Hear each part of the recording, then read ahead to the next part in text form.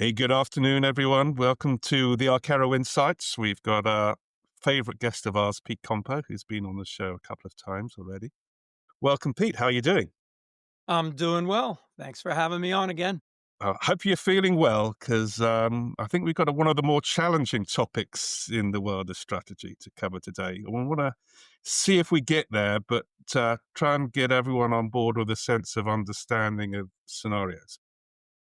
I hope we'll explore have been one of the more misunderstood terms in the whole strategy world. And as that's if to say, the language used in strategy is itself extremely complicated and confused and misunderstood. Let's take our time and see where we end up on the journey. What do you think about that, Pete? Sounds good. So, an odd question maybe to kick off for two people who fascinated and love the world of strategy is, when does it make sense not to use strategy to go and think about change and innovation in your organization? It makes sense not to have a strategy when you're certain that you know how to achieve your aspirations. If you have no uncertainty about how to do whatever it is you're trying to do, then just go do it. If you have no questions, if your organization is clear, if you can lay it out in a cascade of goals and a cascade of plans, then just go do it. I just ask, how many times do people have aspirations that there is no uncertainty and where it's absolutely clear exactly what to do? So many people would say that they're in a VUCA world, right? But but they've been doing traditional strategy, they've been doing plans and goals. Are you saying that they've got to think about strategy differently? Well, again, I'll say two things. Number one, it's always been a VUCA world. Tell me that the past has been stable and simple and linear and predictable, and you'll be dismissing all of history. The second is linear strategy methods never worked for any kind of situation. Cascades, chevron processes, flow downs from the CEO on down, all of these linear sequential processes do not work. They didn't work in the past, they don't work in the current. The reason why people did well in the past was because they had great intuition about how to do strategy and how to think. Entrepreneurs do it without a methodology per se. I think that what we're realizing today is that there's a better way to do strategy, and it's been building. People have been slowly getting rid of the old world of thinking about strategy as lists of good things to do and, even lists of just choices and lists of initiatives. We're moving in a better direction, and scenarios is part of moving in that better direction because we recognize that there are things that influence what we do, choice of strategy that we can't control and that are parts of the external world that we're going to live in. So I think you almost got there, but as I was saying right at the beginning, language is half the problem because people have the wrong idea. How would you define a scenario? A scenario is an external condition or event that you have very little ability to change, but that can impact your results, that can impact your outcomes significantly, meaningfully. So, for example, if your company, you know, let's use the standard ones. If your company is sensitive to interest rates, if your world is much different at 6.5% than it is at 2.5%, that could be a scenario for you. A change in interest rates, a meaningful change in interest rates. You can't control interest rates. Even the biggest companies in the world, I don't believe, can change interest rates. Even the Fed and the government can try to control them a little bit, but they don't choose them, or else we would just choose 2%. The Fed would choose 2%, and the president would just choose 2%. Yes, we can do things like trade growth and economic activity for a tamp down on interest rates, but it's not a control. So it's a great example of a scenario if it would impact dramatically your outcome and if you could choose strategies that are influenced by the choice of scenario of interest rates. Okay, so can we now maybe think about mental models of how we think about what scenarios exist? And perhaps as a way of doing that, often you've heard in my business career, okay, Mark, let's think about our plan. We've got a good best case scenario, a worst case scenario, and a middle case scenario. Can you tell me why is that such a poor way of thinking about scenarios? I think for two reasons. One is that it has very little specific content. Yeah, I suppose in the interest rate examples, you could have a 2% for your low, 4% for your mid, and 6% for your high. Um, I don't know that the 4% one really matters all that much. What you really want to look at is the more extremes, and you want to put a story behind them more than just numbers.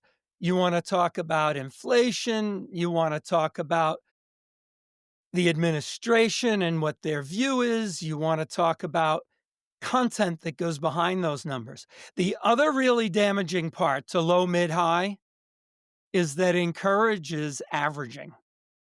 It says, boy, we did a 10% case and we did a 90% case. And look what happens when we average them. It comes out to the 50% case. So we'll go with that. We'll go with most likely thinking, which is the worst possible case to do most likely thinking. I call it the tyranny of the mid case. So I think there's two reasons for getting away from low, mid, high. It doesn't help you think about content, and it leads you to possibly getting into the tyranny of the mid case. And maybe another way of avoiding the tyranny of the mid case is being more multidimensional, because you're just basically thinking of your future where interest rates dominate everything. You might have scenario where the competition is strong or the competition is weak. You might have wars going on. You might have political disruption. All of these things are fundamentally independent of interest rates. And so you could imagine several different types of worlds that might exist in the future. Well, I think what you're leading to is that there's no such thing as just one scenario of the external world that you're going to be implementing your strategy, or as we say, walking down the road. And they can be independent to some extent. Let's think of an example of a company that's both, that would be both dependent on interest rates, but also, for example, regulatory. Like, what if a drug manufacturer both has an interest rate factor and whether or not their drug will be approved? Now, you might argue that they can influence that, but maybe sometimes not. Maybe it's public opinion whether a drug is accepted or not. Another example would be regulatory around example I give in the book, drones. What if you don't know whether drones for delivery is going to be accepted or not by the government? And you don't know that you really have much influence on that. That might be completely independent of interest rate scenario. And there's nothing that says you can't have more than one scenario to consider in your strategy work. So, how would you go about practically trying to reduce an infinite number of potential scenarios down to a manageable few? How would you? Well, this is a very important point. And probably one of the great pitfalls in scenario work is that anybody can list a ton of futures. Anybody can create future worlds and future events and say, hell, I've got 10, 15, 20 scenarios of the future. The problem is that they're not useful until they're connected to a strategy process, until they're connected to your choice of strategy, your strategy alternatives. And so this is one reason why strategy can't be done sequentially in a cascade or in a chevron sequence. It's a puzzle. When you're creating your scenarios, you're also thinking at the same time, would these influence our choice of action? What if you're a company that interest rate wouldn't change anything you do?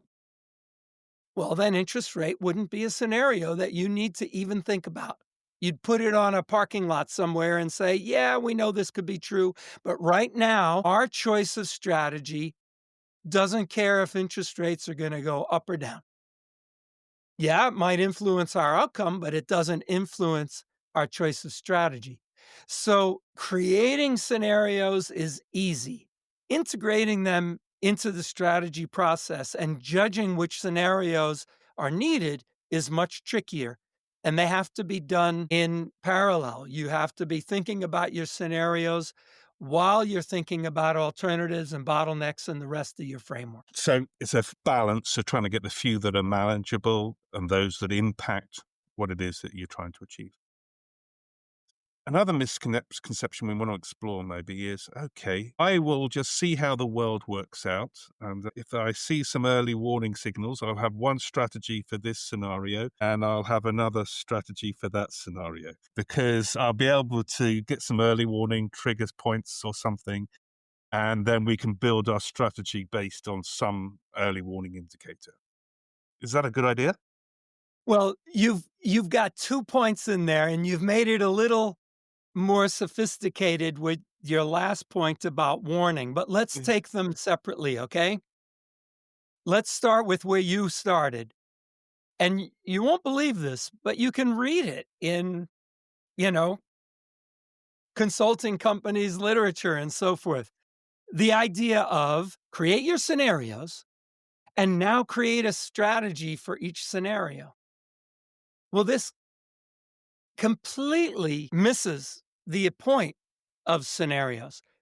And we say it this way: your strategy is at the mercy of all external conditions and events. You don't get to pick which external conditions and events are going to occur for your particular strategy. The analogy is in making bets and gambling, like in a dice game. It's like being able to make the bet, determining your strategy on betting after the dice have been rolled. It's absurd. Your strategy is at the mercy of all the conditions of the future world that you do not influence. They don't all matter, but the strategy is at the mercy of all futures. But then you added in a good secondary point, though.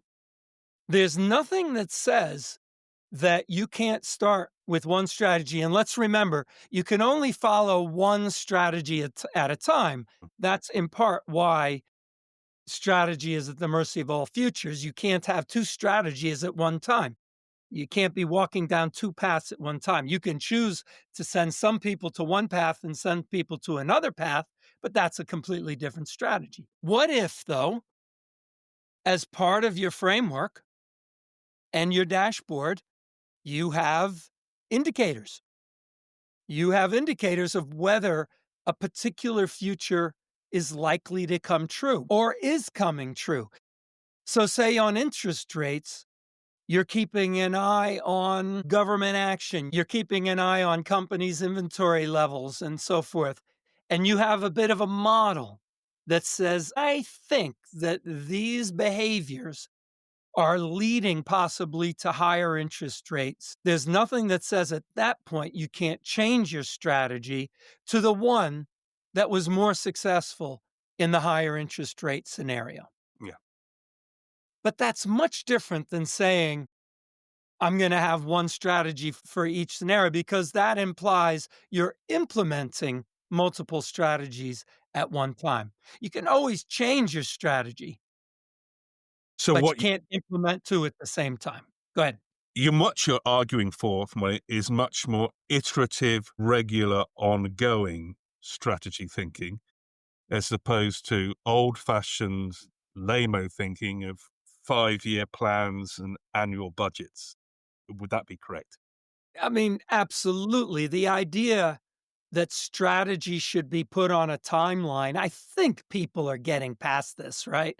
The silly yearly strategy update, which we know most of the times is a budgeting exercise, a profit objective exercise, or the 5-year strategy plan, and then you're going to stick with it. I have no objection to doing a 5-year view, but the possibility is that after 6 weeks, it's wrong, or that you see that something's different than you thought. Strategy has to be changed when there's creative tension to do so, when there's enough of a difference in what you diagnosed or what the world around you seems to be, and in your internal world as well, that you have to make a change. And that could be 6 weeks from the time you created it, could be 6 years. And that's why the dashboard has to have indicators, leading indicators about whether all of the diagnosis you made is still true. And one of the key parts of your diagnosis is scenarios.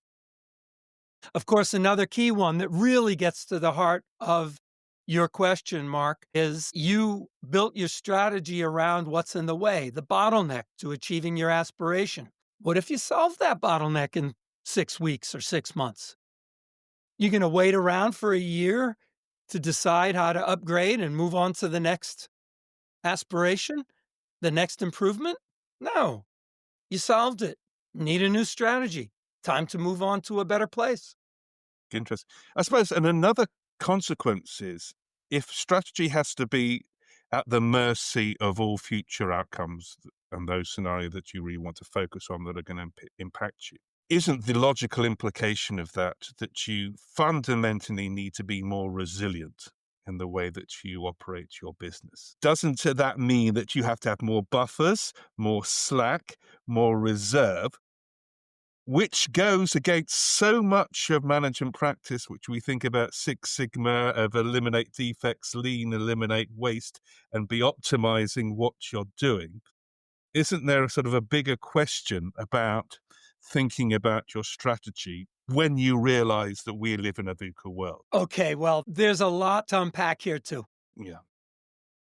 I would say number one, there is nothing in strategy theory that says you must create a strategy alternative or choose one and implement and execute on a strategy alternative that makes you robust in all futures. I think we said this before, right? There's nothing that says that. For example, like what if you're a hedge fund manager or you work for one of the big brokerage houses and you're creating an investment scheme for a ETF or a mutual fund. You believe that 80% chance interest rates are going to stay high for the next 5 years. You put a probability of 80% on it, right or wrong. You model it, you think about it, you get experts. You really have conviction that you have an 80% probability, and I don't even like using the word 80% because it implies precision. You have a high belief, a high probability belief that interest rates are going to stay high for the next 5 years. And you design your investment portfolio such that it takes advantage of those high interest rates. And in the case that you're right, 80% case that you're right, you look great. It is a perfectly valid strategy to say, I'm going to go with that, what I believe to be a high probability of success, and I'm going to accept the fact that if the 20% chance or the low probability that interest rates come down, and I'm going to look like crap, and I'm going to get fired, I accept it. Because the upside of the high probability case is so great that I'm willing to accept the down case. That is a perfectly good strategy. That is a completely valid strategy. The question is, are you consciously making that choice? Are you consciously saying, look, it's possibility that interest rates could be 2%, not 6.5%. And do you realize that if it goes to 2%, we're going to get fired. Is that a conscious decision?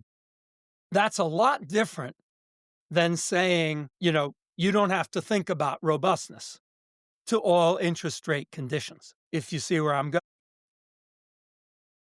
I think that there are plenty of cases where robustness by hedging, by spreading bets, by having alternative pathways available and optionality built into the strategy. I'm positive that there are too many cases where people are not considering that there may be futures that they're not prepared for. But I'm not saying that that has to be. I'm saying it should be a conscious choice.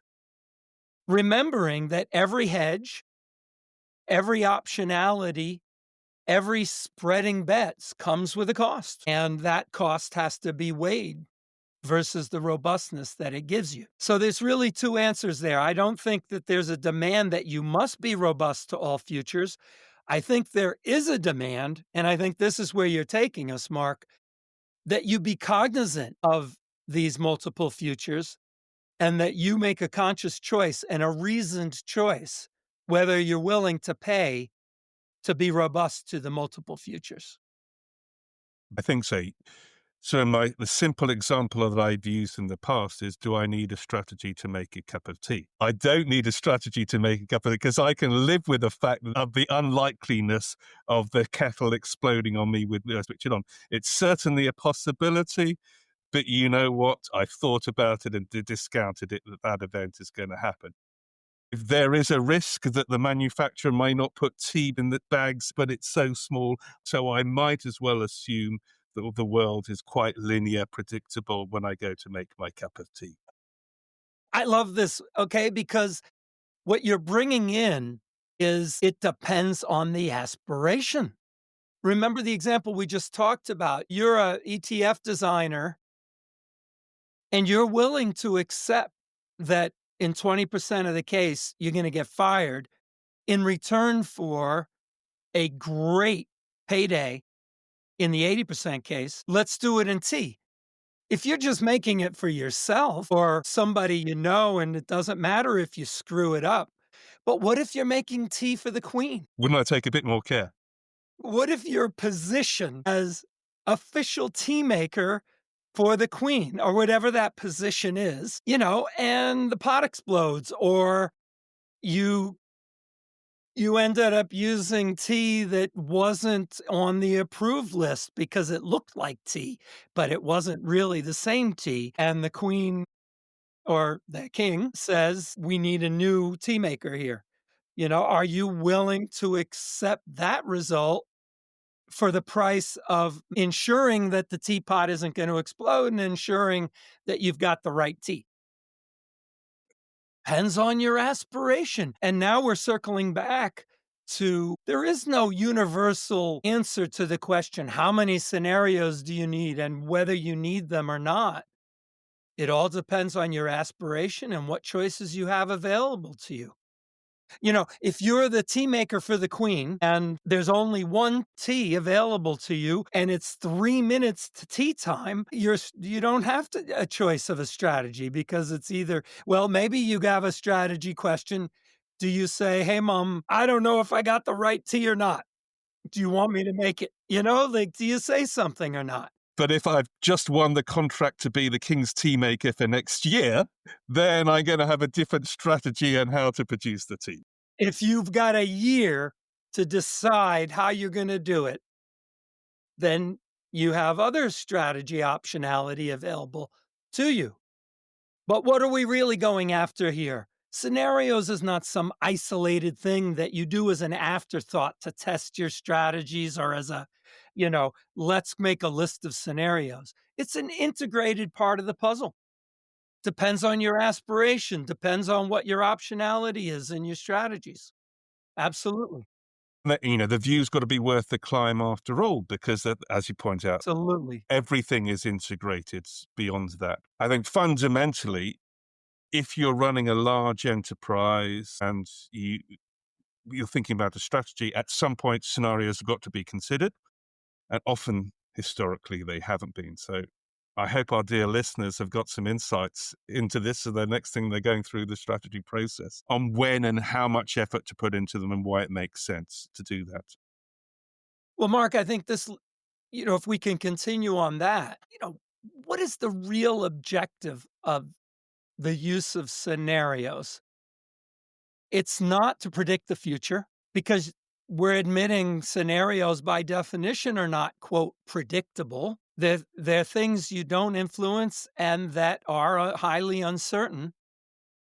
So, what is the objective of scenarios? I argue it is three main objectives. It's to destabilize an organization's belief in a known future. And in some ways, that means you don't even have to come up with the right scenarios.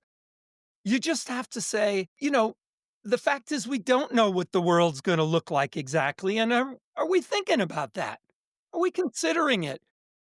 Are we considering where you're going around the question of robustness to different futures? Maybe you don't even have to know exactly what they are to improve your thinking on whether or not there should be some hedges, on whether or not there should be some optionality. A second value of scenarios is to influence some preparation of possible contingencies. And that's where you were going a few minutes ago. Should we build in, indicator systems about whether the future is coming out the way we thought it would? And do we have some contingencies to manage that? Like in our case with the interest rates, so the woman who created this great ETF for high interest rates for a 5-year payback, after a year and a half, the writing's on the wall. Interest rates are looking like they might come down. The Fed is pushing hard and, I don't know, mortgage people aren't buying houses, mortgage rates are coming down, name it, whatever dynamic it is that would drive interest rates down. Uh, could that woman have had, a plan, a contingency to switch to another strategy to manage that, change the nature of the ETF, or even go get another job before it's too late? I don't know. But that early warning system and thought about contingency can be enhanced by thinking about scenarios. And this does not mean having to have a detailed plan of everything you're going to do to cover a case that shows up unexpectedly. No, it's just an encouragement to think about how you might change your strategy because of a change of environment. The third one, and it's kind of embedded in the others, is to influence strategy alternative design to reflect the possibility of different futures. Even if you know that there's not a known future, you want to influence your strategy design technically, which is another value of scenarios. But none of these values, none of these objectives around scenarios are to predict the future. They're just to make your organization in the strongest position for whatever might come based upon what you believe to be true. If you're willing to pay and judging whether it pays to do that. Do it. Correct. Great. Right? Yep, I got it. That's fabulous, Pete. Thank you very much. I think that's been a really good conversation. Have we missed anything, do you think? We could add a whole series on technique around pitfalls for how to design scenarios, what not to do, what to do. I could just list a few quickly. Don't ever average scenarios. Don't use normal distributions. Don't ignore upside potential.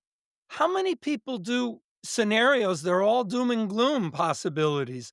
Well, sometimes a strategy is great because you're taking advantage of some possibility of things being 10 times better than you thought. Don't let only negative thinking get in there. One we talked about already. Don't think one strategy, one scenario. Another one is do never use scenarios as forecasts. We've kind of talked about that a little bit. So there's a whole series, and then there's a whole discussion around how do you actually incorporate scenarios into your strategy matrix, into your strategy design process technically, which is which takes some work. It's not trivial. Love to do that, Pete, one day, but I think we're going to need a little bit of visual assistance to try to describe to our dear listeners how that works in practice. And maybe we could do that. Absolutely. I'm gonna add one more before we go, Okay, do it. and this is a very important one, and we touched on this as well. Scenarios does not mean long term, some arbitrary long term view of this future. Your aspiration determines the horizon for your scenario.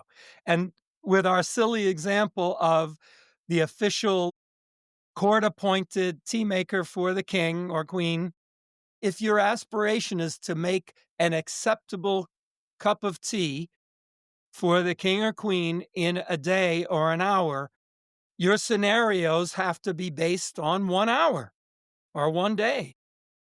If it's a year from now or a 5 year aspiration to become the official tea maker for the queen or king, then your scenarios would be 5 year scenarios. Scenarios are not some arbitrary long term view. Strategies are. Thank you for that, Pete. Really good. I hope our listeners enjoyed it. I'm sure they do. Please drop a note in the comments if there's anything that you didn't understand. We'll be happy to get back to you. And if you want to cover any of those topics that Pete suggested, we'll look at that in the future as well. Thank you, Pete. Really enjoyed it. Well done. Thank you, Mark.